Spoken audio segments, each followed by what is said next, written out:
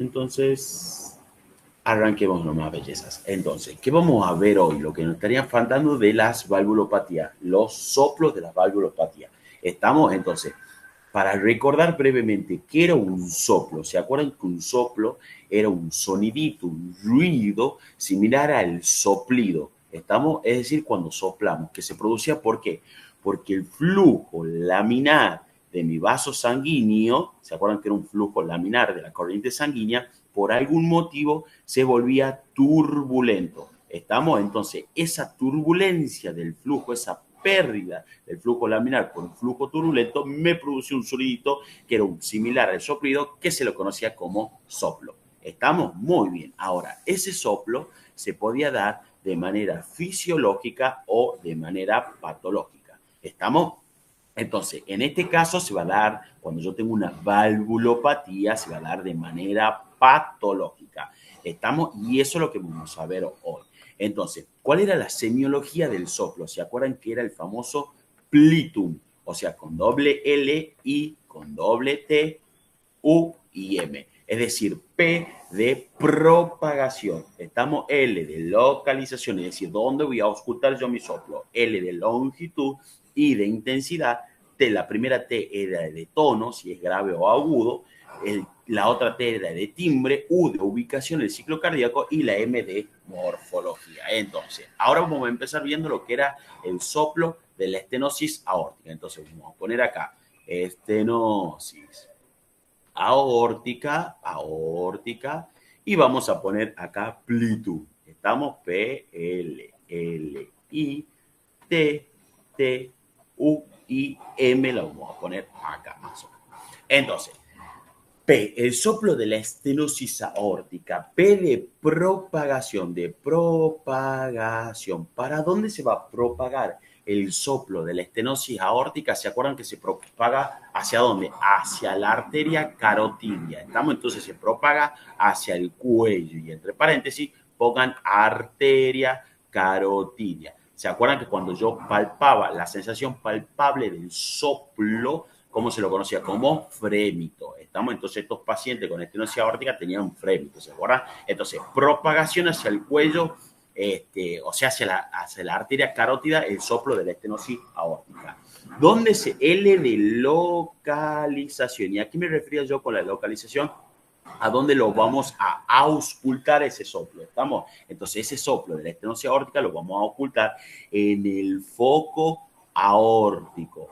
En el foco aórtico. ¿Dónde se encontraba el foco aórtico? ¿Se acuerdan? En el segundo espacio intercostal derecho, línea paraesternal derecha. ¿Se acuerdan dónde estaba el foco aórtico? ¿No? Muy bien, excelente. La otra L es de longitud.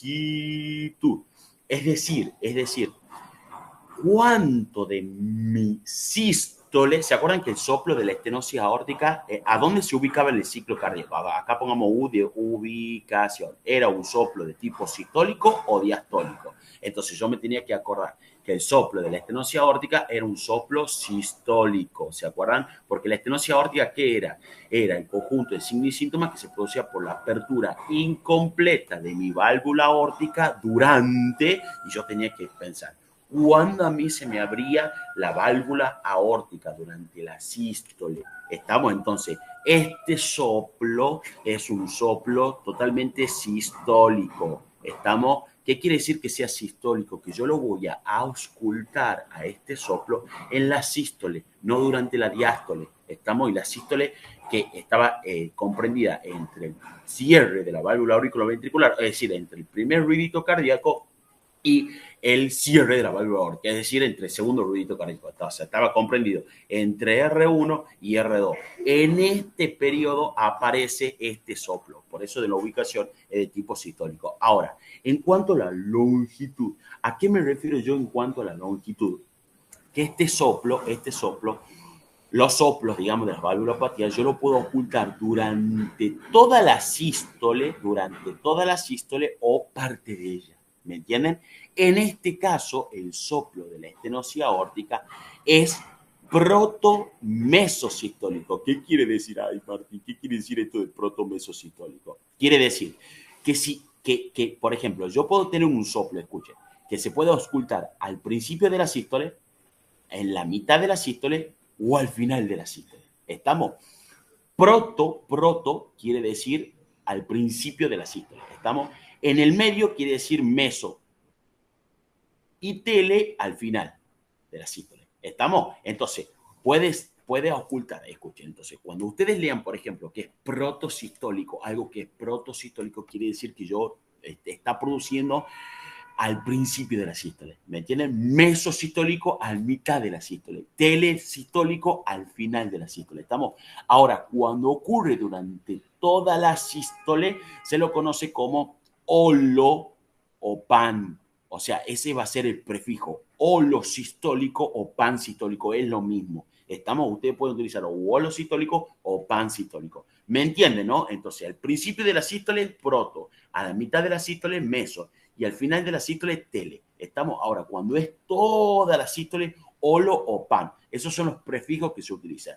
En este caso, el soplo de la estenosis aórtica es protomesosistólico. Estamos, es protomesosistólico. ¿Qué quiere decir que sea protomesosistólico, profesor? Quiere decir que yo a mi soplo lo ausculto o se produce, por ende, yo lo ausculto al inicio y a la mitad de la sístole. ¿Me entienden? Por eso es protomesosistólico. ¿Han entendido, bellezas, no? Muy bien. Entonces, en cuanto a la I de intensidad, es un soplo que se dice que es intenso. Eso tienen que saber ustedes, que es un soplo intenso. Ahora, en cuanto a la primera T, que es de tono, aquí, en cuanto al tono, como veíamos en la anterior clase, puede ser agudo o grave, la generalidad de los soplos, ¿me entienden? O sea, puede ser un soplo agudo o puede ser un soplo grave. ¿Cuál es la mnemotecnia? Que estos soplos son grave de estenosis. ¿Qué quiere decirle yo con la mnemotecnia esta? Que ¿cómo termina la palabrita grave? Grave con la E. Entonces, todas las estenosis, ya sea una estenosis aórtica o una estenosis mitral, ¿me entienden? El tono va a ser siempre grave, grave E de estenosis. Por ende, los tonos agudos van a ser los tonos de las insuficiencias. ¿Estamos? Insuficiencia, ya sea insuficiencia aórtica, insuficiencia mitral, ¿me entienden? Entonces, tono. Yo puedo tener tono agudo o tono grave. En este caso, como es una estenosis aórtica, es un tono grave. E de estenosis. De esta manera yo me puedo llegar a acordar, ¿me entiende? Es como la única ayuda que le puedo dar en ese sentido, digamos. Porque termina en E de estenosis.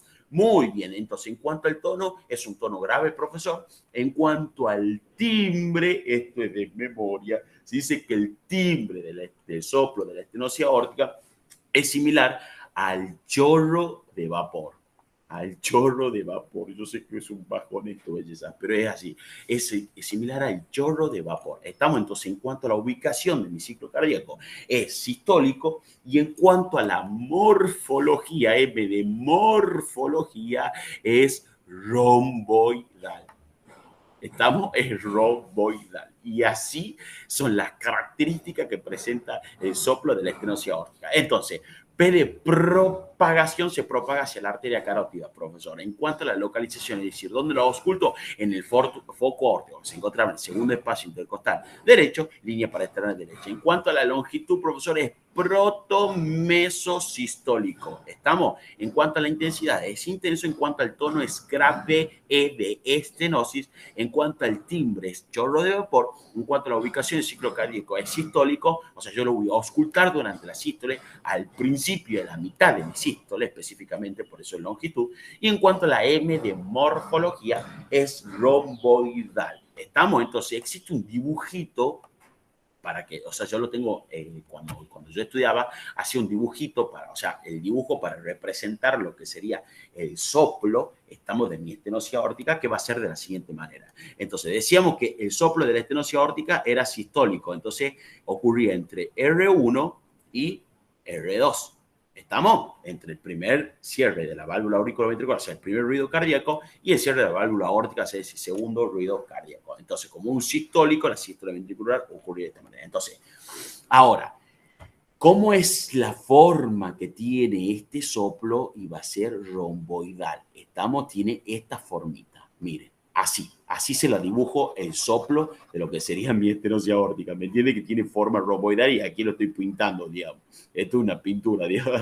Acá lo estoy pintando este rombo. Entonces tiene forma romboidal. A la misma vez, nosotros decíamos que R1 estaba normofonético, ¿se acuerdan? O sea, mi problemita no radicaba en lo que sería mi válvula auriculoventricular, ni mitral hacia la izquierda, ni la tricúspide hacia la izquierda. Yo tengo una estenosis aórtica, es decir, que mi problemita estaba en R2, Entonces, en R2 yo tengo hipofonesis, en cuanto a la intensidad. Entonces, está disminuida la intensidad en cuanto a R2. Lo que veíamos en la anterior clase, ¿se acuerdan? Muy bien. A la misma vez, también aparecía otro ruidito que era el clic, ¿se acuerdan? Que aparecía el clic, que era el clic, ¿se acuerdan que era un ruidito patológico, sistólico, que se daba cuando yo tenía una estenosis aórtica, una estenosis pulmonar? Como estamos viendo estenosis aórtica, en este caso yo tengo un clic por estenosis aórtica, ¿estamos? Y a la misma vez aparecía un cuarto ruidito que era el famoso R4, ¿se acuerdan que era un R4, no? Era un ruidito patológico, diastólico, que ocurría durante la sístole auricular cuando la sangre chocaba sobre el ventrículo hipertrofiado. ¿Se acuerdan que veíamos en la anterior clase?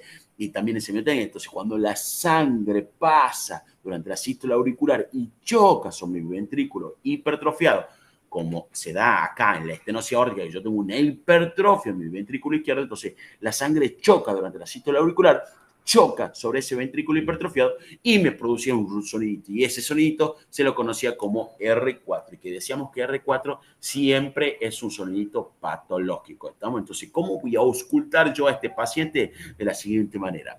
Entonces, hacemos R1, hacia R2, como aparecía R4 aquí, vamos a ocultar tuk tuk tuk tuk tuk tuk tuk tuk tuk tuk tuk tuk. ¿Me entienden? Entonces este paciente tiene un ritmo de galope. ¿Se acuerdan que era un ritmo a 3 tiempos, con cadencia de galope, taquicárdico y con tremus cordi, lo que veíamos la anterior clase? Excelente. Entonces este sería el dibujito en cuanto a las características de que tiene mi soplo y en cuanto a la auscultación, para que yo me acuerde más o menos lo que era la estenosis aórtica. Nadie le va a hacer dibujar, ¿no? O sea, esto no hacen dibujar los soplos en los finales de semio, pero es como que una ayudita, ¿me entienden? Entonces, R1 normofonético, R2 hipofonético, la característica de soplo es de romboidal, aparece el clic y también aparece R4. ¿Estamos? Muy bien, excelente. Ahora, vamos a ver lo que sería la insuficiencia aórtica. Entonces, vamos a poner el soplo de la insuficiencia aórtica, vamos a poner plitum. ¿Estamos? Plitum. Ahí está. P de propagación. ¿Hacia dónde se propaga el soplo de la insuficiencia aórtica? Se propaga hacia abajo. Así pongan ustedes y ya van a entender. Se propaga hacia abajo. ¿Estamos? Y entre paréntesis pongan siguiendo la línea paraesternal izquierda. Siguiendo la línea paraesternal izquierda. Y ahora van a entender qué les quiero decir yo con esto. ¿Estamos? Entonces, ¿para dónde se propaga el soplo de insuficiencia aórtica, profesor? Para abajo, siguiendo la línea paraesternal izquierda. ¿Estamos? Ahora, L de localización, es decir, ¿dónde voy a auscultar yo mi soplo de insuficiencia aórtica? Y este soplito lo voy a auscultar a nivel de mi foco aórtico, pero el accesorio, que también como se lo conocía como el de ER, ¿se acuerdan? Entonces lo voy a auscultar a nivel de mi foco aórtico accesorio, también conocido como el de ER, que donde se encontraba, este foquito se encontraba por debajo del foco pulmonar, es decir, se encontraba en el tercer espacio intercostal izquierdo, en la línea paraesternal izquierda. Estamos en la línea paraesternal izquierda, o sea, tercer espacio intercostal izquierdo, línea paraesternal izquierda, por debajo de mi foco pulmonar. ¿Se acuerdan? Entonces yo tenía el manubrio, tenía el cuerpo de mi esternón, tenía la apófisis sifoide. Entonces aquí estaría mi segundita costilla. ¿Estamos? Y aquí estaría mi segundo espacio intercostal. Entonces, aquí teníamos nuestro foco aórtico. Estamos aquí, teníamos nuestro foco pulmonar y aquí tenemos, o sea, por debajo de mi foco pulmonar, teníamos este foco aórtico accesorio, o sea, el tercer espacio intercostal izquierdo, siguiendo la línea paraesternal izquierda. Estamos aquí, yo voy a auscultar mi soplo de la insuficiencia aórtica. Y este soplo se irradia, se propaga hacia abajo. ¿Me entienden? Por eso les pongo, se propaga hacia abajo, siguiendo la línea paraesternal izquierda. ¿Me entienden, bellezas, para dónde se propaga este soplo? Y Martín, ¿y por qué el soplo de la insuficiencia aórtica se propaga hacia abajo, siguiendo la línea paraesternal izquierda? ¿Y por qué el soplo de la estenosis aórtica se propaga hacia el cuello? Porque sí, o sea, no hay ningún tipo de explicación, ¿me entienden? Por eso estas cosas son de memoria. ¿Estamos? Entonces, se propaga hacia abajo siguiendo la línea paraesternal izquierda, lo puedo ocultar, profesor, en el foco aórtico accesorio o en el foco de ER. Estamos a la misma vez en cuanto a la longitud, pero esperen, el soplo de la insuficiencia aórtica en cuanto a la ubicación, ¿qué era un soplo de tipo sistólico o un soplo de tipo diastólico? Y yo me tenía que acordar, ¿qué era la insuficiencia aórtica? Un conjunto de signos y síntomas que se producía por el cierre incompleto de mi válvula aórtica durante, y ahí yo tenía que pensar, ¿cuándo a mí se me cerraba mi válvula aórtica? ¿Cuándo se me tenía que cerrar? Se me tenía que cerrar cuando arrancaba la diástole. ¿Se acuerdan? O sea, una vez que se cerraba, arrancaba la diástole. Entonces era un soplo de tipo diastólico. ¿Estamos? Diastólico. Entonces, en cuanto a la longitud, ¿qué parte de la diástole, qué parte de la diástole yo voy a auscultar? O sea, ¿va a ser proto, va a ser meso, va a ser tele o va a ser durante toda la diástole? ¿Estamos? Y este tipo de soplo es holodiastólico. Diastólico, o también que es lo mismo que yo diga pandiastólico. Estamos pandiastólico.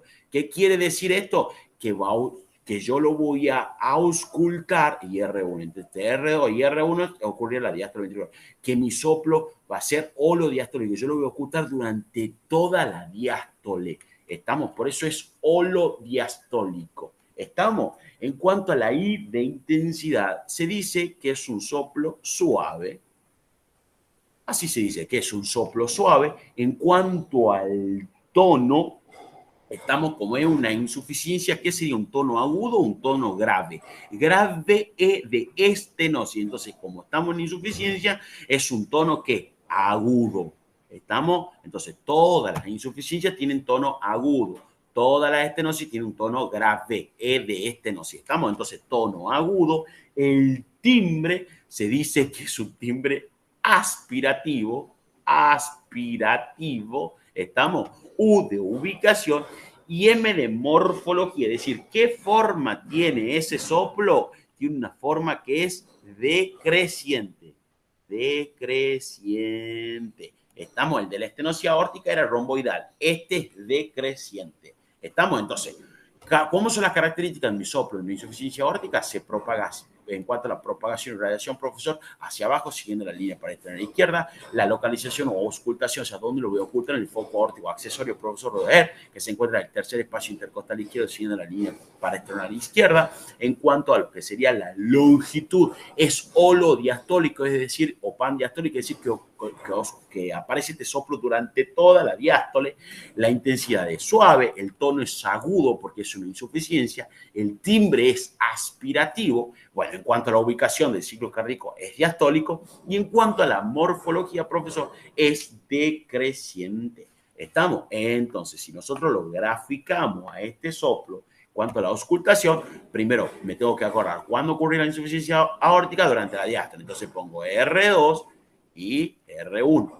¿Estamos? Muy bien. Entonces, decíamos que es decreciente. Entonces, ¿cómo lo vamos a hacer? De manera decreciente, de esta manera. Así se dice que es el soplo, o así se lo grafica el soplo de una insuficiencia aórtica. ¿Me entienden que es decreciente? Entonces sube y baja, va bajando de manera decreciente. Ahora, ¿cómo estaba R1, el cierre de la válvula auriculoventricular mitral o tricupidia normofonético? ¿Estamos? Aquí no había ningún tipo de alteración. Ahora, a nivel del R2, o sea, el cierre de la válvula auriculoventricular, como el problema radica allí en mi válvula aórtica, estamos en el cierre de mi válvula aórtica, yo voy a tener una hipofonesis, va a estar disminuido en cuanto a la intensidad, el segundo ruidito cardíaco. Estamos, y a la misma vez también en la insuficiencia aórtica que aparecía el famoso R3.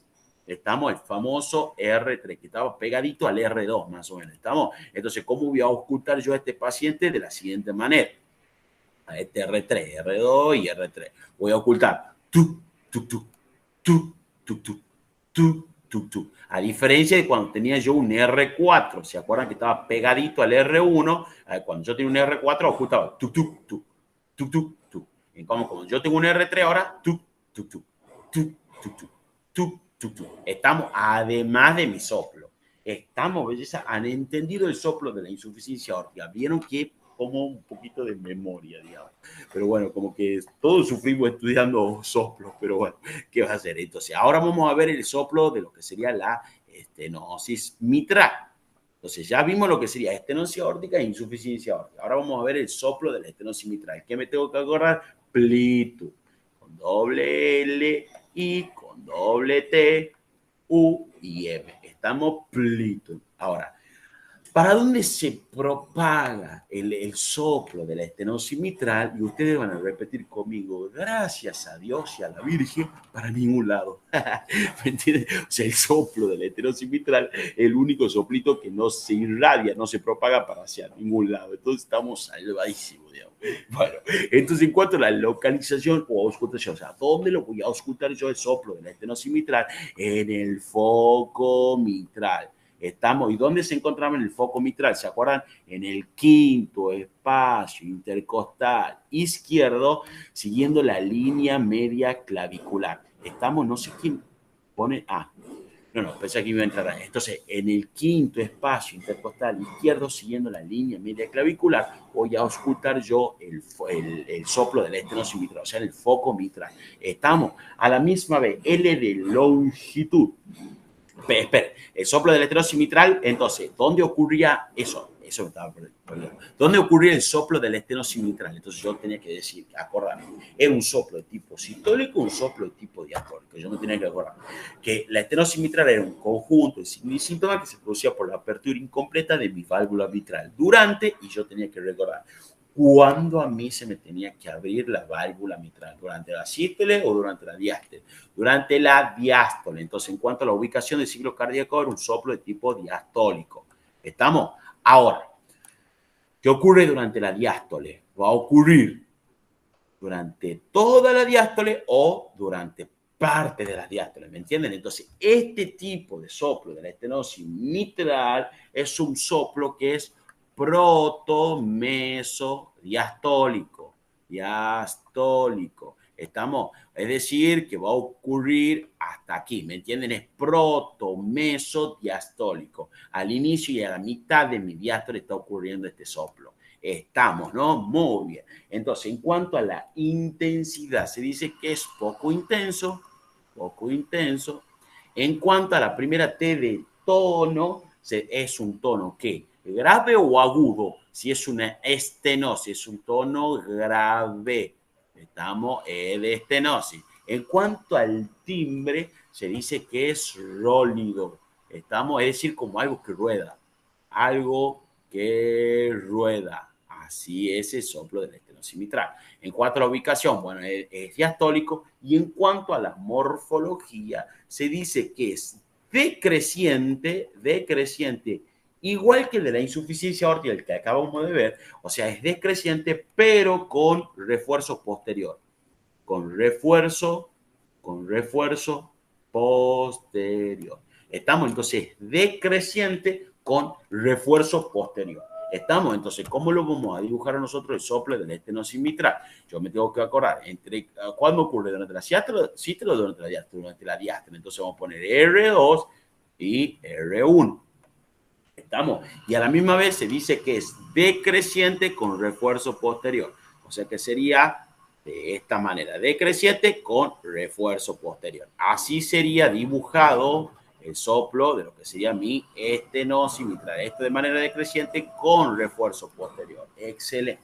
Ahora, R1. ¿Cómo va a estar R1? Nosotros decíamos que R1, que corresponde, o sea, el primer ruido cardíaco corresponde al cierre de la válvula auriculoventricular, en este caso mitral, estamos viendo estenosis mitral, va a estar hiperfonético. ¿Se acuerdan que yo les decía que estaba aumentado en cuanto a la intensidad? ¿Y por qué estaba aumentado en cuanto a la intensidad? ¿Se acuerdan que yo les explicaba? Porque había tanta la diferencia entre la aurícula y el ventrículo, era tanta la diferencia en presión que cuando tenía que cerrar, ¿se acuerdan que yo les decía? Esta válvula se cerraba como un portazo. Entonces me producía una hiperfonesis, ¿se acuerdan que yo les decía, no? Y en cuanto a R2, como mi problemita no está en la válvula órtica o pulmonar, va a estar normofonético.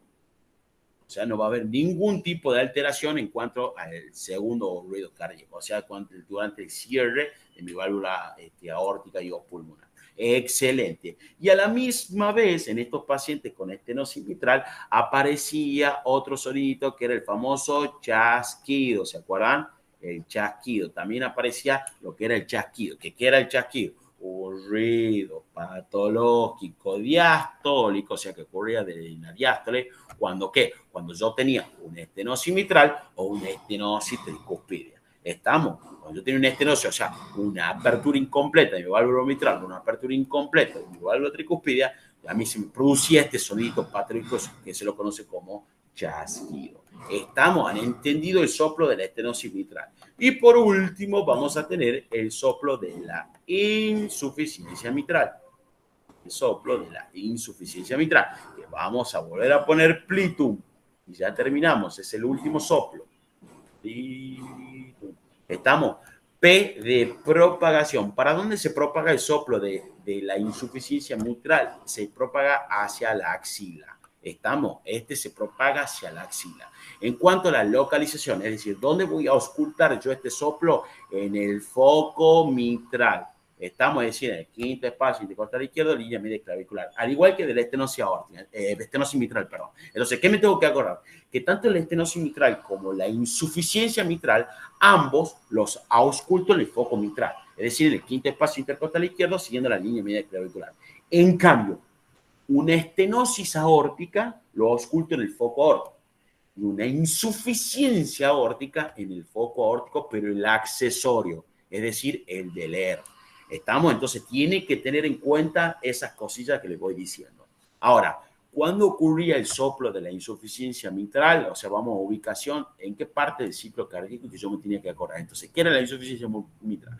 Un conjunto de signos y síntomas que se producía por el cierre incompleto de mi válvula mitral durante, y yo tenía que pensar, ¿cuándo a mí se me tenía que cerrar la válvula mitral? Se me tenía que cerrar ¿cuándo? Durante la sístole, ¿se acuerdan? Entonces era un soplo sistólico. ¿Estamos? Excelente. Ahora, en cuanto a la longitud, es holosistólico. ¿Qué quiere decir que sea holosistólico? Por última vez, que ocurre durante toda la sístole. Estamos pansistólico, que es lo mismo. En cuanto a la intensidad, se dice que es un soplo intenso. En cuanto al tono, como es una insuficiencia, es un tono agudo. ¿Estamos? En cuanto al timbre, se dice que el timbre, o sea, en cuanto al timbre no tiene una característica específica. O sea, el de la estenosis aórtica, ¿cómo era el timbre? Como chorro de vapor. El de la insuficiencia aórtica, como aspirativo. El de la estenosis mitral, como algo que rueda, o sea, rólido, perdón. Y en cuanto a la insuficiencia mitral, se dice que es variable. ¿Estamos? O sea, no tiene algo característico. ¿Estamos? Y en cuanto a la U de ubicación y en cuanto a la M de morfología, se dice que es rectangular. ¿Estamos? El de la estenosis aórtica, ¿cómo era? Romboidal. El de la insuficiencia aórtica, decreciente. El de la insuficiencia, de la estenosis mitral, decreciente con refuerzo posterior. La estenosis aórtica era romboidal. Y esta es rectangular en cuanto a la morfología. ¿Estamos? Entonces, si nosotros lo graficamos, hacíamos. ¿Cuándo ocurría la insuficiencia mitral? Durante la sístole. Entonces ponemos R1 y R2. ¿Estamos? Entonces, R1 va a estar hipofonético, ¿estamos? Porque mi problemita radicaba en mi válvula mitral, no se me cierra bien, entonces va a estar hipofonético. Y R2 va a estar normofonético, o sea, yo no tengo ningún problemita a nivel de mi válvula aórtica ni de mi válvula pulmonar. Muy bien, excelente. Y a la misma vez, este paciente con insuficiencia mitral tiene un soplo que tiene esta característica, que es rectangular. Estamos, es totalmente rectangular. Muy bien. Y por último, podíamos auscultar nosotros, como yo tenía dilatación, ¿se acuerdan qué ruidito? R3. Entonces yo voy a auscultar tu, tu, tu, tu, tu, tu, tu, con este pacientito que tiene insuficiencia mitral. Han entendido las características de los soplos. Entonces, como les vuelvo a repetir, lamentablemente estas cositas son de memoria. Entonces, yo me tengo que acordar de amplitud, P de propagación, de localización, de longitud y de intensidad, T de tono, T de timbre. U de ubicación y M de morfología, y aprenderme a hacer un cuadrito. A mí me sirve mucho hacer, como yo le estoy diciendo, pero un cuadrito comparativo. Estamos, o sea, pongo los diferentes tipos o sea, estenosis aórtica, insuficiencia aórtica, estenosis mitral en la misma hojita y pongo amplitud al costado y voy describiendo. Y es de la única manera que tengo yo, o sea, a mí me resulta más fácil aprenderlo de esa manera. Estamos, ustedes lo pueden estudiar como quieran, belleza. Muy bien, excelente. Entonces, una vez terminado lo que sería valvulopatía, vamos a arrancar con un tema súper preguntado en un final de semiología, que son los famosos síndromes coronarios. Estamos, los síndromes coronarios. ¿Qué serían los síndromes coronarios? Síndromes coronarios son un conjunto de signos y o síntomas que se producen, ¿por qué? Porque hay lo que sería un problemita, digamos, ¿me entienden? De manera más fácil, en mi arteria coronaria. ¿Estamos? O sea, hay una obstrucción en mi arteria coronaria. Entonces, son un conjunto de signos y síntomas que son producidos porque hay una obstrucción en lo que sería mi arteria coronaria. Coronaria. ¿Cuál es la arteria coronaria? La arteria que irrigaba mi corazón. Martín, tengo que aprender la arteria coronaria derecha, la arteria coronaria izquierda, de diferentes ramas. Por supuesto que no. Nadie le va a preguntar estas cuestiones. Entonces yo lo único que tengo que acordar es que son un poco de síntomas que se producen por una obstrucción a nivel de mi arteria coronaria. A la misma vez, esa obstrucción de mi arteria coronaria puede ser producido, por ejemplo, porque yo tengo un trombo, yo tengo un coágulo, puede ser porque yo tengo, por ejemplo, un proceso ateroesclerótico, estamos en una ateroesclerosis, que no es lo mismo que trombo, ¿no? Esto es como muy confuso, por ahí uno tiende a confundir un proceso aterosclerótico con un trombo. Trombo es un coágulo sanguíneo, ateroesclerosis, se me forma a mí una placa de ateroma. Que no es lo mismo. ¿Se acuerdan cómo estaba formado cuando estudiamos en bioquímica, en anatomía patológica, cómo estaba formada esa placa de ateroma, digamos? Que tiene un núcleo lipídico en el centro, y que está rodeado por una capita, ¿se acuerdan? Que esa capita está formada por fibra de colágeno y por músculo liso. Pero al margen. Entonces, yo puedo tener, por ejemplo, algún trombo, algún proceso aterosclerótico, algún espasmo. Alguna vez van a estudiar en clínica esto de espasmo, es decir, aquella vasoconstricción brusca de mi arteria coronaria, que ocurre bruscamente, o sea, paroxística, eso que es un vasoespasmo, etcétera, etcétera, etcétera, que a mí me produzca una obstrucción en cuanto a la irrigación, de mi bello corazoncito, de mi miocardio, entonces, si yo tengo, por ejemplo, si yo tengo una obstrucción de mi arteria coronaria que me esté obstruyendo menos del 75% de mi corazoncito, voy a tener lo que se conoce como angina estable. Angina estable. Entonces, por ejemplo, que yo tenga obstruida mi arteria coronaria en un 50%. Entonces, si yo tengo obstruida mi arteria coronaria, por ejemplo, que acá tenga mi corazoncito ahí, y esta mi arteria coronaria no es así, belleza, no, por favor, esto de modo que la digo. Entonces, si yo tengo obstruido, por ejemplo, una pequeña porción, o sea, menos del 50%, mi paciente va a presentar una angina estable. Entonces va a pasar sangre todavía que me va a irrigar el miocardio, pero no 100%, ¿me entienden? O sea, no va a pasar el 100% de la sangre, sino que yo tengo una obstrucción, por ejemplo, del 30%, entonces solamente me va a pasar el 70%, ¿me entienden? Entonces, yo tengo una obstrucción menos del 75%, yo tengo una angina estable. Ahora, si mi obstrucción es mayor a lo que sería el 75%, yo tengo lo que se conoce como angina inestable, que no es lo mismo. Estamos, angina inestable. Ahora, cuando mi obstrucción es del 100%, ¿cómo se conoce eso? Como el famoso IAM, es decir, el infarto agudo del miocardio. ¿Estamos? Entonces, ¿cómo lo podríamos definir nosotros a lo que sería la angina estable? Vamos a ver primero lo que sería la angina estable. La angina estable, profesor, son un conjunto de lo que sería signos y o síntomas que se producen por una obstrucción menor del 75% a nivel de mi arteria coronaria. Estamos, esa sería la definición exacta y correcta de lo que era una angina estable. Estamos, que la principal clínica que va a tener mi paciente, profesor, va a ser el dolor. Estamos, va a ser el dolor. Igual que de la angina inestable, igual que del infarto agudo del miocardio. Entonces ahora vamos a ver cuáles son las características del dolor entre una angina inestable, entre una angina estable y un infarto agudo del miocardio, que sí súper preguntan, sobre todo el doctor Alonso, o sea, el jefe de cátedra de la Facultad de Medicina. ¿Estamos? Entonces, para ello existe una memotecnia que a mí me resulta mucho más fácil de acordarme de todas las características de los diferentes tipos de dolores que vamos a empezar viendo desde ahora, que se la conoce como lápiz, pónganse, a mí me resulta más fácil, ¿no? Lápice, lápice, y ahí pongo yo CD. O sea, por ejemplo, CD de mi banda favorita, no sé, CD no sé, de la Champions League, ¿me entiendes? Entonces, lápice, CD más signos y síntomas. Estamos, entonces, si yo me acuerdo de esta memoria que es lápice, CD más signos y síntomas, ya me voy, ya les explico qué quiere decir L, A, P y esa cosita. Y sí, mi memoria que a mí me resulta mucho más fácil.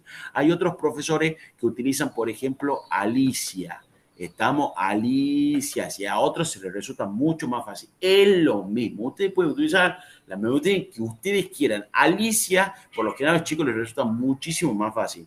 A mí me resulta más fácil esta, no sé por qué. Lápices, si vive mi banda favorita, más signos y síntomas. Es decir, los signos y síntomas que van a acompañar al dolor de la angina estable, inestable, infarto de un miocardio. ¿Me entienden, bellezas? Excelente.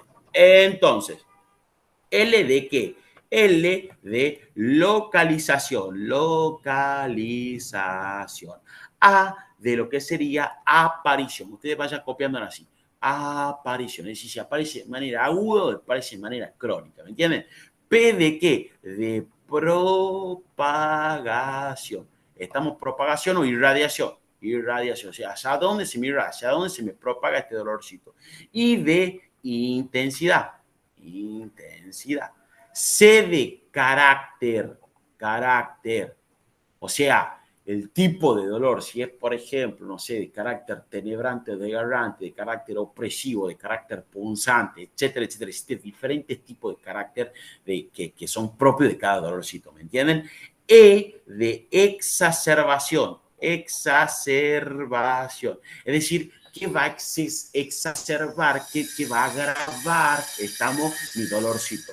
C de calma, es decir, ¿qué calma? ¿Cuál es el atenuante de mi dolorcito? ¿Qué lo va a calmar? Estamos, si yo hago qué cosa me va a calmar el dolorcito. Estamos, D de duración, es decir, cuánto tiempo dura mi dolor. Y ese son los signos y síntomas acompañantes y o síntomas que me va a acompañar al dolor. Estamos, bellezas, lápice, CD de mi fanda favorita, la Champions League y signos y síntomas. Son los signos y síntomas que van a acompañar al dolor. Entonces, vamos a empezar viendo lo que sería angina estable. ¿Estamos? Entonces, para ello, vamos a poner acá angina estable y vamos a poner lápice, CD y signos y o síntomas acompañan. Entonces, L de localización. ¿Dónde se va a localizar a mí mi dolorcito de la angina estable? Va a ser una localización que es retroesternal. External, o sea, por detrás de mi esternón. Estamos lo que se conoce como en la zona de la corbata. No sé si escucharon eso alguna vez. Dicen retroesternal en la corbata. Dice, o sea, ¿qué se refiere eso, retroesternal en la corbata? En la zona donde va la corbatita. No sé si alguna vez se fueron al colegio y en su colegio tenían que ponerse corbata. ¿Vieron dónde va el nudo de la corbata? Bueno, ahí. Por eso se la conoce también como la corbata. Estamos así, la pueden encontrar ustedes en la biografía, en la corbata. Estamos porque en la zona de la corbata. Estamos muy bien. Entonces, ¿dónde se localiza, profesor? A nivel retroesternal. Aparece el dolor, en cuanto a la de aparición, aparece el dolor de la angina estable de manera aguda tras la realización de algún esfuerzo. Estamos, eso es importante, entonces pongan aguda tras la realización, pongan así, ya les explico, tras la realización de algún tipo de esfuerzo. Es decir, yo, por ejemplo, ¿cuándo voy a tener un dolor anginoso que sea estable? Cuando yo esté realizando algún tipo de esfuerzo, por ejemplo, algún tipo de movimiento, o sea, una actividad física, por ejemplo. Por ejemplo, ante, no sé, ante emociones, por ejemplo, ante el estrés, etcétera, etcétera, etcétera. Entonces yo, cuando realizo algún tipo de esfuerzo, yo voy a presentar este dolor anginoso. ¿Estamos? Entonces, esta angina estable, doctor, va a aparecer de manera aguda cuando yo realice algún tipo de esfuerzo, algún movimiento, tenga algún tipo de estrés, por ejemplo, crisis, me entiende, algún tipo de emoción, va a aparecer este dolor anginoso. ¿Estamos? ¿Para dónde se pide propagación? ¿Para dónde se propaga el dolor de la angina estable?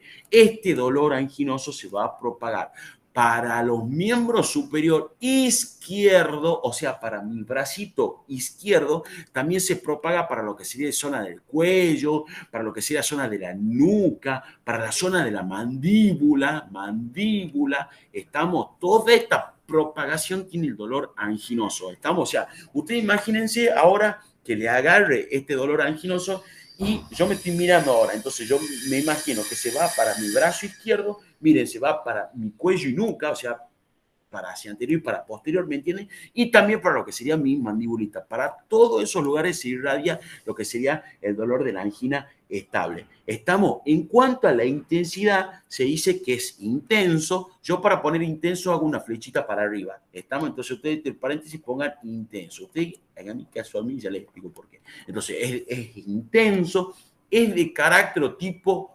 opresivo. Estamos, o sea, como que yo siento una opresión a nivel de mi tórax. Estamos, por eso les pusieron opresivo. Estamos a la misma vez, es de exacerbación. ¿Qué lo exacerba? Como vimos hace un rato, algún tipo de esfuerzo, profesor, lógicamente. O sea, por ejemplo, algún tipo de movimiento, estrés, emociones, lo que fuese. Estamos ahora, C de calma. C de calma. Saca una flechita en C y pongan calma. O sea que sí. ¿Qué calma este tipo de dolor? Y tienen que saber que este tipo de dolor puede calmar ante el reposo o ante la administración de de nitritos sublinguales, o sea, de fármacos. Estamos, pongan así, o la administración de nitritos linguales. ¿Saben cómo qué nitritos sublingual? Por ejemplo, la nitroglicerina. Alguna vez van a estudiar nitroglicerina en cuarto. Estamos en farmacología de cuarto, o sea, de clínica, digamos, cuando vean farmacología en clínica. Entonces, ante el reposo o ante la administración de nitroglicerina sublingual, mi paciente va a calmar el dolor. Martín, es importante que me acuerde de eso, es sumamente importante. Creo que lo más importante que tiene el dolor anginoso, esta característica, que calma ante el reposo o ante la administración de nitritos sublinguales, como sea la nitroglicerina sublingual, que alguna vez van a estudiar, que son vasodilatadores, principalmente venosos. Estamos, o sea, dilatan la vena. Bueno, al margen. Entonces, ¿qué me tengo que acordar? Que cuando mi paciente tenga estas características, estamos yo ante el reposo, le digo que se quede sentado 20 minutos, 30 minutos y le va a calmar ese dolorcito. O directamente administro nitroglicerina sublingual, o sea, le pongo este fármaco por debajo de lo que sería la lengüita, porque por vía sublingual tiene una rápida absorción. ¿Estamos? Entonces actúa rápidamente el fármaco y le pasa el dolor anginoso. ¿Estamos? Ahora, de lo que sería duración. Entonces borro esto, de lo que sería duración. ¿Cuánto dura el dolor anginoso? Pocos minutitos, por lo general entre 1 a 10 minutos, no dura más de esto. Entonces, pocos minutitos. Estamos, algunas bibliografías capaz que encuentren de 1 a 15, no es problema eso, no se haga ningún tipo de problema. Aunque ustedes aclaren que son pocos minutitos, por ejemplo, de entre 1 a 10, o sea, hasta 10 minutitos, por eso está perfecto. Estamos, ¿y cuáles son los signos y síntomas que acompañan a este dolor de angina estable? Por lo general no está acompañado de ningún signo y o síntoma. Estamos, o sea, como que el dolorcito aparece por sí solito. Estamos, todas esas son las características de un dolor de angina estable. A diferencia de cuando el paciente presenta angina inestable. Entonces, ahora vamos a ver lo que sería angina inestable. Entonces, ¿qué sería la angina inestable? Así a ustedes les quede bien bonito en su carpeta. La angina inestable, profesor, serían un conjunto de signos y o síntomas que se producían porque cuando yo tenía una obstrucción de mi arteria coronaria, ¿cuánto? Mayor al 75%. ¿Estamos? Entonces, cuando yo tenía un proceso obstructivo, por ejemplo, profesor, ya sea por un trombo, ya sea por un proceso aterosclerótico, ya sea por un vasoespasmo, etcétera, etcétera, que me obstruía la arteria coronaria mayor al 75%, yo hago ya, profesor, una angina, pero que es de tipo inestable. ¿Estamos? Ahora, ¿cuál va a ser la clínica? Lógicamente el dolor, principalmente el dolor. Entonces vamos a ver la característica del dolor de un paciente con angina inestable. Así a ustedes les quede bonito ahí en la carpeta. Entonces vamos a poner que era la PICE, mi banda favorita, el CD, digamos, por ejemplo, Valeria Lynch. Entonces, CD, mi banda favorita, y lo que sigue los signos yo, sí, Valeria Lynch. Parece que mi vieja estaba escuchando el otro día Valeria Lynch, no pueden escuchar eso, ¿no? Al mar, perdonen si ustedes la aman a Valeria Lynch, creo que no, pero bueno, o sea, no pueden escuchar eso. Bueno, entonces, lápiz CD más signos yo, sí. Entonces, L de localización. ¿Dónde se va a localizar el dolor de la angina inestable? En el mismo lugar que de la angina estable. ¿Estamos? O sea, un dolor retroesternal. Estamos muy bien. Ahora, en cuanto a la aparición, este dolorcito de la angina inestable aparece también de manera aguda, pero tiene una particularidad a diferencia de lo que sería el dolor de la angina estable, que va a aparecer ante el esfuerzo, igual que de la angina estable. Estamos, o sea, ante el esfuerzo, pero también va a aparecer el reposo. Estamos, una de las primeras diferencias con la angina estable. El de la angina estable solamente aparece tras la realización de algún tipo de esfuerzo. Estamos movimiento, todo lo que vimos. Ahora, este dolor va a aparecer ante el esfuerzo si yo estoy haciendo algún tipo de movimiento, actividad física, lo que fuese, pero también cuando yo estoy sentadito en la silla sin hacer nada. Estamos, belleza, ¿no? Entonces, el de la angina inestable aparece también a través de algún tipo de esfuerzo, pero también, profesor, va a aparecer ante el reposo. Estamos muy bien. En cuanto a la P de propagación y radiación, la misma se propaga igual que de la angina estable hacia los miembros superiores izquierdos, hacia el brazo izquierdo, profesor, hacia la nuca, hacia el cuello y también hacia la mandíbula. Estamos. En cuanto a la intensidad, ¿qué creen ustedes? ¿Que el dolor de la angina inestable va a ser más intenso o menos intenso que de la angina estable? Va a ser más intenso. Entonces, yo pongo aquí 2 flechitas para arriba. Entonces, y ahí hago referencia a que es más intenso que el dolor de la angina estable. Estamos. En cuanto al carácter o tipo, también de tipo opresivo, siente una opresión a nivel del tórax. ¿Qué lo va a exacerbar a estos pacientes? También algún tipo de esfuerzo, ¿me entienden? Algún tipo de esfuerzo va a exacerbar el dolor de este paciente, se va a aumentar el dolor. Ahora, ¿qué calma a este paciente, y esto es importante que sepa, este pacientito con dolor, que tiene angina inestable, puede llegar a calmar, pero no con nitritos sublinguales. Estamos, o sea, su dolor puede llegar a calmar, por ejemplo, si yo utilizo algún tipo, no sé, de fármacos sedantes, por ejemplo, pero que no calman con nitritos sublinguales. Estamos, eso tengo que saber. Entonces, calma, profesor, sí, puede llegar a calmar, profesor, pero no con nitritos sublinguales, no con nitritos sublinguales, estamos, o sea, no con la nitroglicerina, estamos, que ese fármaco, ese vasodilatador venoso que yo lo pongo por debajo de la lengua, no calma con eso, sino, por ejemplo, puede llegar a calmar, ahí le pongo una flechita así, digamos, puede llegar a calmar con algún tipo de sedante, por ejemplo, un sedante, etcétera, etcétera, que usted no tiene que saber farmacología. Estamos, pero no con nutrientes sublinguales. Entonces, ¿qué me sirve a mí saber esto? ¿Para qué me sirve a mí saber esto? Para que, por ejemplo, que yo estoy sospechando y yo no sé muy bien si el paciente tiene una angina inestable o una angina inestable. Ahora, yo le hago todo el diagnóstico, por ejemplo, le hago, qué sé yo, un electrocardiograma, le mido la enzima en sangre y me doy cuenta, qué sé yo, que es una angina inestable. Yo a este paciente no le puedo dar nitrito sublingual, porque por más que yo le ponga este nitrito sublingual por debajo de la lengua, no le va a pasar. Por eso el profesor de semiología quiere que ustedes sepan que puede llegar a calmar este tipo de dolor, pero no con nitrito sublingual, sino con otro tipo de fármaco. ¿Me entienden, bellezas? Muy bien. En cuanto a la duración, ¿qué me tengo que acordar? Que el de la angina inestable dura más tiempo que el de la angina estable. Dura más tiempo. Por ejemplo, se dice que dura entre 20 a 30 minutos. Estamos entre 20 a 30 minutos. El de la angina estable, ¿cuánto duraba? Hasta 10 minutitos. Este dura más tiempo, o sea, entre 20 a 30 minutitos.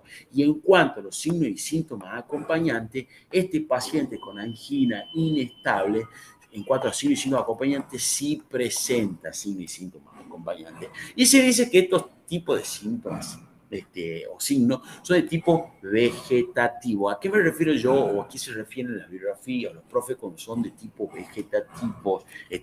Que estos pacientes pueden llegar a tener palpitaciones. ¿Se acuerdan qué eran las palpitaciones, no? Era esa percepción de los latidos, y cuando el paciente tiene taquicardia, ¿me entienden? Entonces, palpitaciones, puede estar sudoración,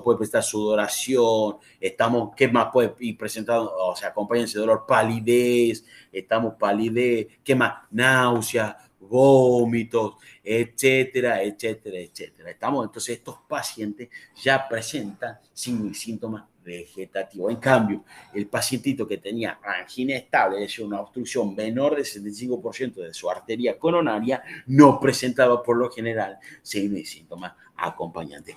¿Han entendido la diferencia entre un dolor entre angina estable e inestable? ¿No? Por lo general, escuchen, bellezas, por lo general, agarra el profesor en el final y les dice cuáles serían las diferencias en cuanto al dolor de un paciente que presenta angina e infarto. Les dice así, angina e infarto. Y uno no sabe decir si digo, ay, espere, digo la angina estable o la angina inestable. Digan las dos. Entonces yo agarro y digo, bueno, profesor, es importante declarar que tenemos una angina estable, una angina inestable y un infarto. Y ahí hablamos. Entonces tienen que saber las características de una angina estable o una angina inestable, porque por ahí el profesor les pregunta cuál es la diferencia entre una angina estable e inestable. ¿Me entienden? Entonces, ¿cuáles serían las diferencias entre, por ejemplo, una angina estable e inestable? Que la angina inestable, acuérdense que aparece el esfuerzo, pero también aparece el reposo.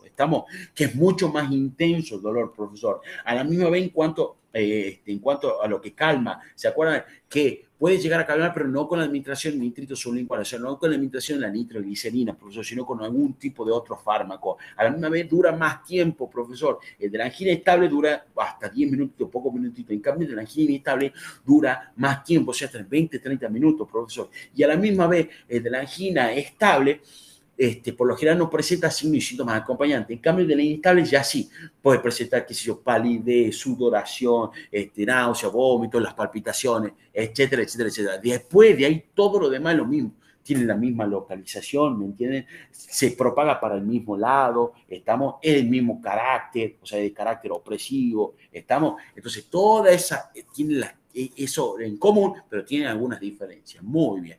Y por último, vamos a ver lo que sería el infarto, o sea, el famoso IAM. ¿Cómo podemos definir nosotros un infarto agudo del miocardio?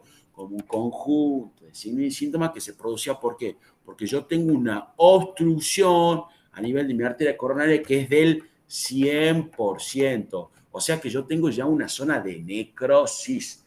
Yo ya tengo una zona de necrosis. Estamos muy bien. Entonces, ¿qué va a hacer la clínica de este paciente? Principalmente, o sea, va a tener ese dolor y hay que saber las características de este dolor. ¿Estamos? Entonces, vamos a poner IAM y vamos a poner de vuelta lápice, CD, CD y signos y síntomas acompañantes. Entonces, ¿dónde se va a localizar el dolor del infarto agudo del miocardio? En el mismo lugar, es decir, es lo que sería retroesternal. Estamos ahora a la misma vez. ¿Cómo va a ser la aparición? O sea, va a aparecer este dolorcito también de manera aguda ante el esfuerzo y también durante el reposo. ¿Estamos? Entonces, igual que la angina inestable. ¿Me entienden la diferencia que hay con la angina estable? La angina estable solamente te lesiona algún tipo de esfuerzo. Esto de la angina inestable y el infarto agudo miocardio entre el esfuerzo, pero también ante el reposo. ¿Estamos? A la misma vez se propaga, por supuesto que sí, para el mismo lado, brazo izquierdo, cuello, nuca y lo que sería en la zona de la mandíbula. Es intenso, mucho más intenso que de la angina estable y también mucho más intenso que de la angina inestable. Por eso yo aquí le pongo 3 flechas para arriba, o sea que muchísimo más intenso. ¿Estamos? Ahora, C de carácter o tipo, es el mismo tipo, o sea, opresivo. Estamos, este paciente tiene la mano en garra. No sé si escucharon eso alguna vez. Mi viejo se infartó y él me describió todo este tipo de dolores, se lo juro que es tal cual lo que describen los libros. Él me decía que, o sea, sentía esa sensación inminente de que se estaba muriendo. Estos pacientes sienten esa sensación de que se están muriendo. Y dice que es uno de los peores dolores. Entonces, es de carácter tipo opresivo, que en cuanto a la E de exacerbación, lo mismo, que se exacerba ante algún tipo de esfuerzo, movimiento, emoción, estrés, etcétera. ¿Qué lo calma? Este paciente sí no calma con nada. Este paciente no calma con nada, no calma ni con otro fármaco. ¿Se acuerdan que la angina inestable podía calmar con otro tipo de fármaco? En cambio, no calma con absolutamente nada el dolor. Ahora, desde duración, este dolorcito va a durar mucho más tiempo, puede durar horas. Entonces vamos a poner acá más tiempo. Puede durar horas inclusive. Y en cuanto a los signos y síntomas acompañantes, por supuesto que estos pacientes ahí saquen una flechita ustedes, de signos y síntomas acompañantes, y pongan que estos pacientes también tienen ya una banda de signos y síntomas acompañantes vegetativos. O sea, que tienen una banda de palpitación, sudoración, palidez, náusea, vómito, etcétera, etcétera, etcétera. Entonces, han entendido la diferencia y qué es lo que tienen que contestar ustedes cuando el profesor me pregunte a mí lo que sería la diferencia entre un dolor de angina y un dolor de infarto. O sea, ¿cuál sería la diferencia, por ejemplo, de un infarto, un dolor dolor de infarto y una angina inestable? Que el dolor del infarto, como acabamos de ver, es mucho más intenso, a la misma vez no calma con absolutamente nada, dura más tiempo, o sea, puede durar horas. ¿Se acuerdan que en la angina inestable dura entre 20 a 30 minutitos más o menos? Dura mucho más tiempo. El de la angina inestable puede llegar a calmar, pero no con nitrito, sino con otro fármaco. No calma con nada. Y en cuanto a los signos y síntomas acompañantes del infarto agudo del miocardio, tiene más signos y síntomas vegetativos. Que de una angina inestable. Y así es como ustedes tienen que responder si les llegan a preguntar lo que sería angina inestable, estable, el infarto agudo del miocardio. ¿Y cómo harían el diagnóstico? Mínimamente, sepa que hay que hacer un electrocardiograma. Ay, Martín, me van a preguntar si hay una elevación del segmento ST, disminución del segmento ST, las ondas Q. No le van a preguntar absolutamente de nada, pero sepan mínimamente que se hace un electrocardiograma y también se pide principalmente los marcadores enzimáticos. Estamos los enzimáticos. Estamos, se piden lo que serían los marcadores enzimáticos. ¿Cuál serían lo que serían los marcadores enzimáticos? Y bueno, lo que sería, por ejemplo, las troponinas, estamos, ¿se acuerdan que teníamos la troponina I, la troponina T, que la I era la más cardio, selectiva, ¿se acuerdan? Que era la más selectiva, lo que pasa es que era muy cara, era muy costosa, esto costaba una banda, y por ahí los laboratorios lo tienen, entonces se pide por lo general la troponina T, pero si yo tengo para pedir la troponina I, pido la troponina I, ¿se acuerdan? También pido la fracción CKMB, ¿se acuerdan? Claro, pedíamos la mioglobina, también pedíamos el lactato de deshidrogenasa, entonces son todas estas enzimas, marcadores enzimáticos que me van a determinar a mí si yo estoy en presencia de una angina o estoy en presencia de lo que sería un infarto. ¿Estamos, bellezas? Muy bien, excelente. Entonces, eso sería con respecto a los síndromes coronarios, lo que ustedes tienen que saber.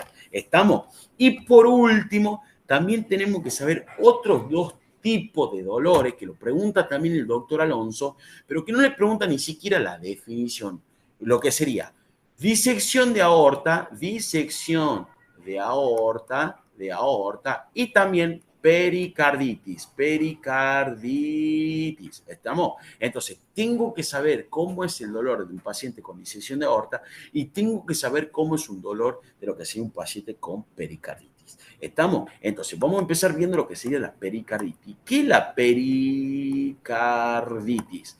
La pericarditis siempre, acuérdense de definirla como un conjunto de signos y o síntomas que se producen, ¿por qué? Itis de qué? De inflamación, o sea, son conjuntos de signos y síntomas que se producen o producidos, ¿por qué? Porque yo tengo una inflamación en mi pericardio. ¿Estamos? Entonces yo tengo inflamado a nivel del pericárdico. ¿Estamos? Muy bien. Ahora, ¿cuál es la causa? ¿Por qué yo voy a tener una inflamación a nivel pericárdico? ¿Por qué a mí se me va a inflamar? Bueno, se dice que la causa más común de una pericarditis es de un proceso infeccioso. ¿Estamos? O sea, por algún tipo de bacteria, ¿me entienden? Que me provoca una inflamación a nivel de mi pericardio. ¿Estamos? ¿Tengo que saber eso, Martín? Por supuesto que no. ¿Qué tengo que saber? La clínica, es decir, ¿qué va a presentar un paciente con pericarditis? Principalmente, este paciente va a presentar dolor, ¿estamos? Y ese dolor tiene características que ahora la vamos a ver, es decir, una lápice, CD más signo y síntomas. Pero también este paciente, como tiene inflamado el pericardio y de origen infeccioso, también puede presentar fiebre, también puede presentar tos, etcétera, etcétera, etcétera. Entonces, vamos a ver ahora las características de este dolor. Entonces, vamos a poner lápice, CD, más signos y o síntomas. Estamos entonces, ¿dónde se va a localizar este dolor de la pericarditis? Pericarditis va a doler o se va a localizar en lo que sería la región del precordio. Estamos en esa región del precordio, ¿se acuerdan los límites del precordio? Bueno, ahí le está doliendo una banda al paciente. Estamos, entonces aparece de manera aguda, en cuanto a la aparición aguda, la realización de algún tipo, por ejemplo, de esfuerzo, movimiento, estamos todos en lo mismo. ¿Vieron que es como un chamullito? Estamos entonces, la realización de algún tipo de esfuerzo, movimiento, profesor, a la misma vez se propaga el dolor de la pericarditis para algún lado, gracias a Dios, hacia ningún lado. Estamos, el dolor de la pericarditis no se propaga para ningún lado. En cuanto a la intensidad, es variable. O sea, puede ser muy intenso, puede ser poco intenso, moderadamente intenso. Estamos muy bien. En cuanto al carácter, es de tipo punzante. Estamos como algo que me está punzando en la zona del pericardio. Estamos en la zona del precordio, Entonces, es de carácter de tipo punzante, que se exacerba, profesor, de vuelta, ante algún tipo de esfuerzo, movimiento, etcétera, etcétera. Y ahora, calma, con una posición, que no sé si sabían ustedes, bellezas, que se la conoce como la posición genupectoral. Pongan así, genupectoral, que tiene nombre propio, que se la conoce como la plegaria de maometana. Así se la conoce. Plegaria de maometana. No sé si lo escucharon alguna vez esa posición. maometana. Esta posición maometana, plegar el maometano, genu pectoral, como ustedes quieran decirle, se la dice por lo general con maometana. ¿Estamos? Así se le dice. Por esta posición, no tan solo, no, o sea, tiene muchos usos.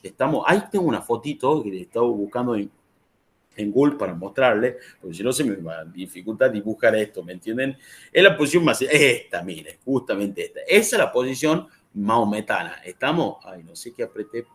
Ahí. Esa es la posición maometana. Esta posición maometana, gen pectoral, etcétera, como ustedes quieran decirle, son muy utilizados por el proctólogo. Es decir, para yo hacer tacto rectal, ¿me entienden? Entonces, cuando yo hago tacto rectal, le pido a este paciente que se ponga en esta posición. ¿Estamos? Ahora, no tan solo sirve, o sea, el proctólogo, proctología, es el tipo que se encarga, o sea, la especialidad de la medicina que se encarga de lo que sería todo el rectiano, ¿me entienden? Un asco. Bueno, pero es cáncer, enfermedad, lo que fuese. Entonces, esta posición la utilizan mucho los médicos proctólogos, pero también sirve para aliviar el tipo de dolor que es de la pericarditis y no tan solo el de la pericarditis, sino, anoten ahí, también el de la pancreatitis. ¿Estamos? El dolor, el paciente que tiene pancreatitis, o sea, que es inflamación del páncreas, ¿estamos? También utiliza esta posición. ¿Estamos? Entonces, el paciente con pericarditis utiliza este tipo de posición justamente para descomprimir el pericardio. Estamos, cuando yo hago esta posición, descomprimo el pericardio y por ende, al descomprimir el pericardio, yo dejo de, o sea, cede un poquito el dolor. Por eso calma con esta posición.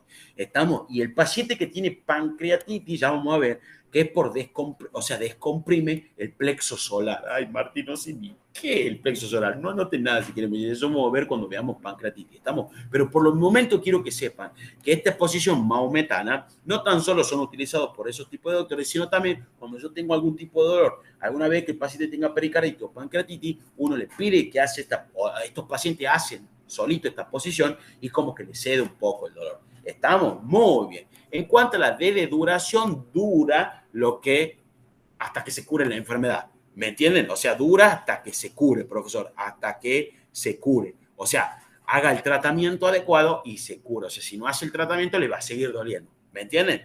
O sea, la duración va a ser importante para los dolores que acabamos de ver, para lo que sea la angina estable, inestable y para el infarto agudo del miocardio. Ahí sí es importante saber la duración del dolor. ¿Estamos? Porque el de la angina estable dura pocos minutitos, o sea, 1 hasta 10, el de la angina inestable de 20 a 30 y el del infarto agudo del miocardio ya puede durar horas. ¿Estamos? Ese es importante, es los únicos 3 dolores que yo tengo que saber la duración del dolor. ¿Estamos? Todos los demás de tipo de dolores que veamos va a durar hasta que se cure la enfermedad. ¿Estamos? Muy bien. Y en cuanto a los signos y síntomas acompañantes, como decíamos hace un ratito, saco una flechita, perdón mi desprolijidad, pero no me queda más espacio, saco una flechita y pongan cuál es los signos y síntomas acompañantes de un paciente con pericarditis. ¿Se acuerdan? Lo que pedíamos, fiebre, tos, etcétera, malestar, etcétera, etcétera, etcétera. ¿Estamos? Entonces, ¿qué me tengo que acordar yo de pericarditis? El paciente con pericarditis, que es la inflamación del pericardio, que por lo general es de origen infeccioso, presenta una característica del dolor. Estamos, que se va a localización en la zona precordial, que aparece de manera aguda tras la realización de un tipo de esfuerzo, no se propaga hacia ningún lado, la intensidad es variable, es de carácter punzante que se exacerba ante un tipo de esfuerzo, profesor, y que calma con esta posición maometana, doctor. Y le explican cómo es esa posición maometana. Estamos duras hasta que se cure y los signos y síntomas acompañantes son la fiebre, la tos, etc. ¿Y qué ausculto yo en un paciente con pericarditis? ¿Qué voy a auscultar yo? Un paciente con pericarditis, voy a ocultar el famoso frote pericárdico. Estamos, esto es pregunta de final, el frote pericárdico. Estamos, va a aparecer un sonidito, profesor, un ruido que se conoce como frote pericárdico. Estamos, que es similar, o sea, ¿se acuerdan cuando veíamos pleuritis? ¿Qué decíamos nosotros de la pleuritis? La pleuritis es la inflamación de la pleura, ¿se acuerdan? Es la inflamación de lo que sería la pleura. Y que aquí este paciente presentaba en cuanto a la auscultación un frote pleural, ¿se acuerdan? El frote pleural. ¿Estamos? Que se producía, ¿por qué? Porque Al inflamarse esas hojas, o sea, la hoja visceral, la hoja parietal, ¿se acuerdan? De la pleura, se inflamaban y rozaban entre ambas. Entonces me dolía y a la misma vez me producía un sonidito que se conocía como frote pleural. Aquí pasa lo mismo, nada que se conoce como frote pericárdico. ¿Estamos? Entonces, eso sí es pregunta de final. Preguntan algunas veces qué ausculto yo en un paciente con pericarditis y un paciente con pleuritis. El paciente con pericarditis produce un frote pericárdico y el paciente con pleuritis un frote pleural. Estamos muy bien, excelente. Y por último, el último dolorcito que me está faltando, el de disección de aorta. Martín, me van a preguntar qué es disección de aorta. No, no le van a preguntar. Y el único profesor que pregunta, el doctor Alonso, que yo escuché, el doctor Alonso. El doctor Alonso, por ejemplo, es frecuente que pregunte, dígame así, ¿no? Dígame la diferencia que existe entre el dolor de infarto, disección de aorta y pericarditis. Así les pregunta algunas veces. Entonces hay que ver el dolor de disección de aorta. Ahora, ¿qué es la disección de aorta? No nos meten de lleno lo que sería una disección de aorta, si no sabemos más o menos qué es una disección. Disección de mi arteria aorta, es decir, hay un desgarro de mi túnica íntima, de la túnica íntima de mi arteria aorta. Se desgarra por algún tipo de motivo que no nos interesa a nosotros. Entonces, al haber un desgarro, o sea, una disección, ¿me entienden? En lo que sería la túnica íntima de mi arteria aorta. Entonces, eso se conoce como disección de aorta. ¿Estamos? A la misma vez, ¿cuál va a ser la clínica de mi paciente? Va a presentar un dolor y ese dolor tiene una serie de características, profesor. ¿Cuáles van a ser? Y nos vamos, ahí ponemos disección de aorta y nos vamos rápidamente a lápice, lápice, lápice, el CD de mi banda favorita, profesor, que es Patricia Sosa. Y sí, Luisito, qué horror también Patricia Sosa. Bueno, escuchen, lápice, CD, más signo y síntoma. Entonces, L de localización, ¿dónde se va a localizar? Este dolor de disección de aorta se va a localizar en el centro del tórax. Estamos en el centro del tórax. O sea, se dice, las biografías van a aparecer como centro torácica. Estamos, o sea, en el centro del tórax, hacia anterior o hacia posterior, profesor, pero en el centro del tórax. Estamos, a la misma vez, va a aparecer también de manera aguda tras la realización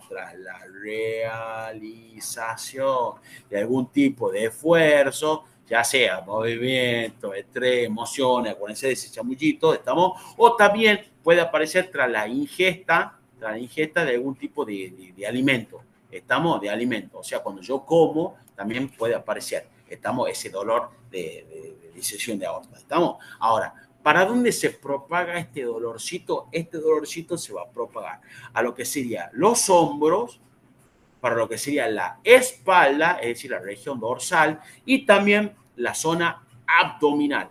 O sea, imagínense ustedes este dolorcito que tengan ya disección de aorta, se disemina para todos lados, ¿me entiendes? O sea, para los hombros, espalda y abdomen. ¿Estamos? Entonces, me duele a mí el tórax, entonces se disemina para lo que sería los hombros, espalda, hacia toda la zona posterior y también para la zona abdominal. Es intenso el dolor de disección de aorta, remil intenso, es súper intenso. Estamos, y es de carácter o tipo tenebrante. ¿Qué quiere decir que sea tenebrante? Que es desgarrante, desgarrante, desgarrante. O sea que sienten literal que se le está desgarrando algo a estos pacientitos. Estamos es de tenebrante o de tipo desgarrante. Y este dolorcito es de disección de aorta, o sea, el carácter que tiene el tipo, que es tenebrante o desgarrante, también se da en otro tipo de dolor. ¿Qué va a ser el dolor de la pancreatitis? También, cuando veamos pancreatitis, también vamos a ver que el tipo de carácter de dolor de la pancreatitis es tenebrante o desgarrante. Entonces, me tengo que acordar que desgarrante o tenebrante son los tipos de carácter de dolores tanto en la pancreatitis como en la disección de aorta.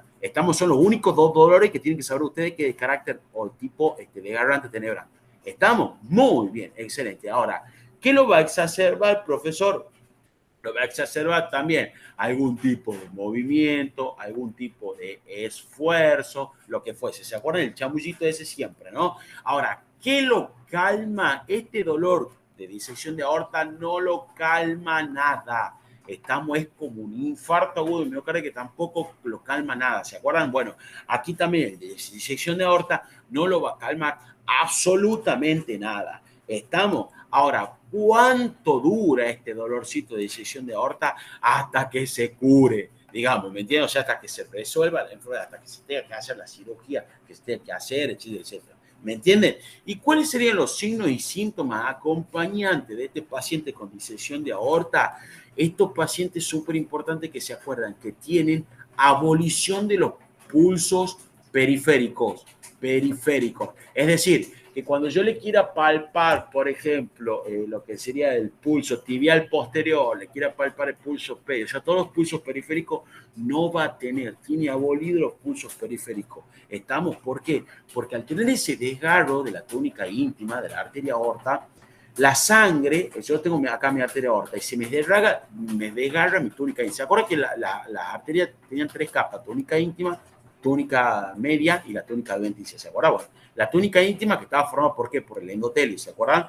Pues, por el espacio subendotelial también y por la membrana basal. Al margen. Entonces, yo en mi túnica íntima tengo un desgarro. Entonces, al tener el desgarro, ¿qué pasa con la sangre? Se me empieza a acumular la sangre. ¿Me entienden? Se me empieza a acumular en las paredes de la aorta, para que así entiendan más o menos. ¿Me entienden?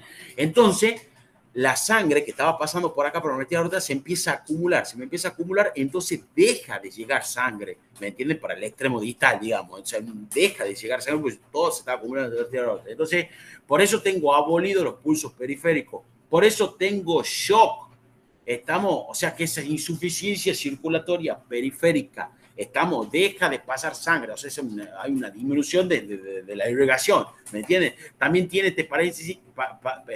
paciente diaforesis, o sea, que la extremada sudoración, sudoración, o sea, que este paciente chiva una banda, por así decirlo, ¿me entiendes? O sea, esa es la diaforesis. El paciente con infarto agudo de miocardio también tiene sudoración abundante, o sea, también tiene diaforesis. No es que sea característico de este paciente de disección de aorta. Pero ¿qué le quiere decir la bibliografía? Que a este paciente le duele tanto que empieza a chivar una banda, ¿me entiendes? O sea, tiene una banda de sudoración, o sea, diaforesis. Bueno, toda esta clínica va a tener este paciente. O sea, que no tan solo va a tener el dolor, sino también va a tener shock, puede llegar a tener shock, puede tener abolición de los pulsos periféricos, puede estar por diaforesis, una extremada sudoración, etcétera, etcétera, etcétera. ¿Han entendido entonces cómo sería este dolor de disección de aorta? Por eso yo necesito que ustedes, bien prolijito en su carpetita, pongan los diferentes tipos de dolores. Así le quede bien bonito y a la hora de que tenga que estudiar esto, ya lo estudie y se le sea mucho más fácil. ¿Estamos, bellezas? Y bueno, y eso sería todo por hoy. Lo que vamos a ver mañana es lo que nos está quedando de cardio, es decir, todo lo que sería la insuficiencia cardíaca izquierda y derecha.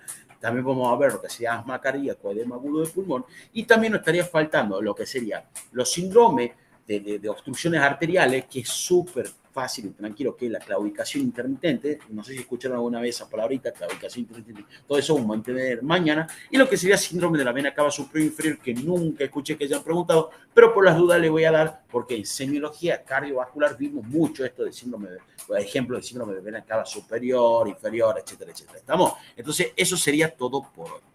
Y ahí detengo la